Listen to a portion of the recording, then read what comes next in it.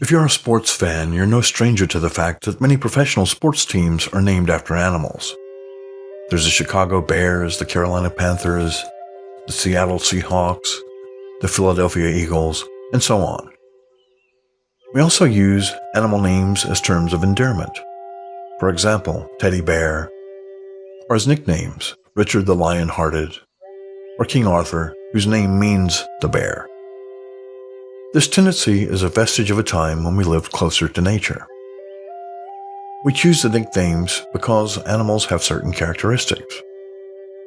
And using these names for ourselves, for our loved ones, and for our sports teams, we are either consciously or unconsciously invoking the characteristics of those animals.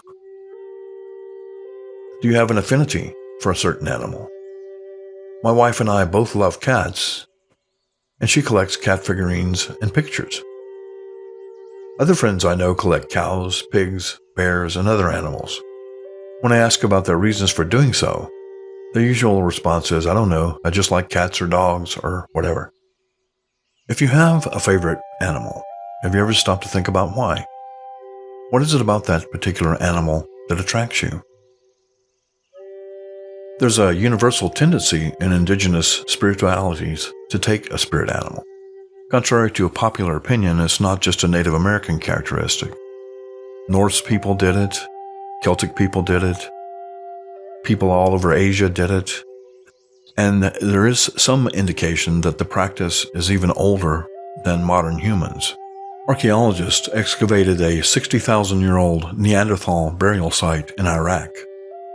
The body that was buried there was covered with healing herbs, and around the body were several bear skulls that had been arranged ritualistically in a pattern.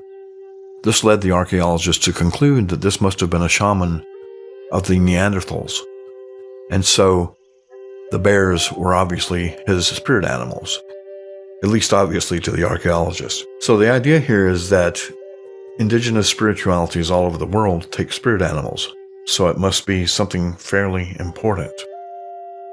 But why are they important? Have you stopped to think about that? Think about your own favorite animal for a moment.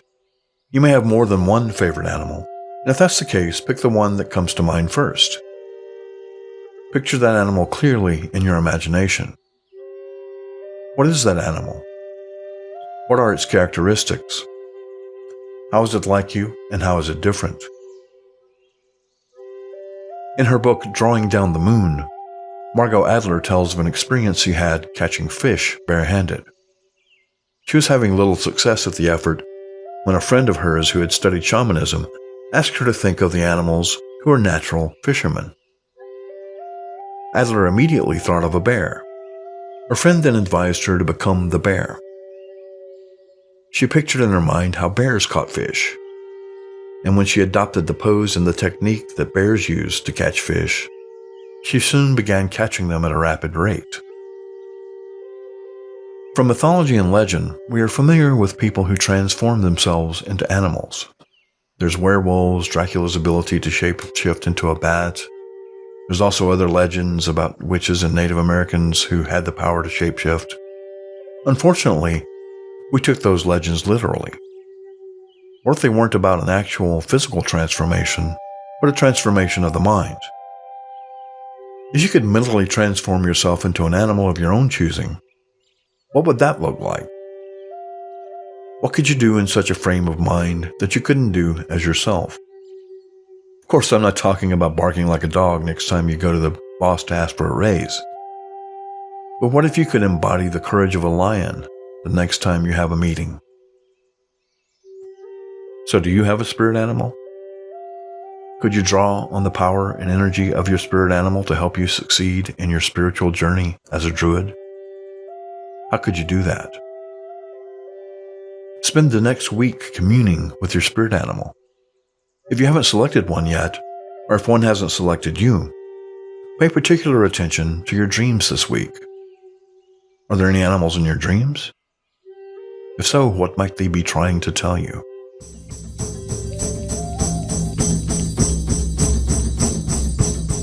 Hi, this is Shinka. Thanks for watching. If you're enjoying these videos, don't forget to subscribe and click on that little bell icon so you're informed when we release a new video. We try to release a new video at least once a week. And if you're interested in the Black Mountain Druid Order, you can visit our website at blackmountaindruidorder.com. You can also learn more about me, my books, and my music at shinkaskane.com.